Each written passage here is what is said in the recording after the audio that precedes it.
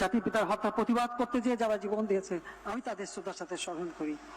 21 August grenade হামলায় যারা শাহাদাত বহন করেছেন আইবি রহমান সহ তাদের আত্মার মাগফিরাত কামনা করি। আর যারা এখনো সেই আহত অবস্থা বেঁচে আছেন, কষ্ট পাচ্ছেন, তাদের প্রতি আমার সহমর্মিতা জানাই। আমি শুধু এটুকুই চাই যে দেশের মানুষ সজাগ থাকবে, ওই খুনিদের হাতে যেন এদেশের মানুষ আর নিগৃহীত হতে না পারে, আর ওই অগ্নি সন্ত্রাস জুলুমবাজি করে যেন এদেশের মানুষের হত্যা করতে না পারে, আর মানুষের ভাগ্য নিয়ে ছিনিমিনি খেলতে না পারে। সেটাই আজকের দিনে আমাদের প্রতিজ্ঞা। আল্লাহ যখন বাঁচিয়ে রেখেছে, বারবার মৃত্যুর হাত থেকে রক্ষা করেছে, যতক্ষণ বেঁচে আছি এদেশের মানুষের সেবা করে মানুষকে উন্নত জীবন দিয়ে যাব।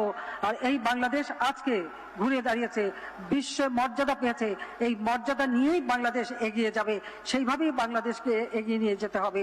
এটাই আমাদের আজকের প্রতিজ্ঞা যে ওই খুনি, দুষ্কৃতিকারী, চোর, অস্ত্র চোরাকারবারি, মানি লন্ডারিং, ঘুষখোর এরা যেন এদেশের মানুষের ভাগ্য নিয়ে আর ছিনিমিনি খেলতে না পারে।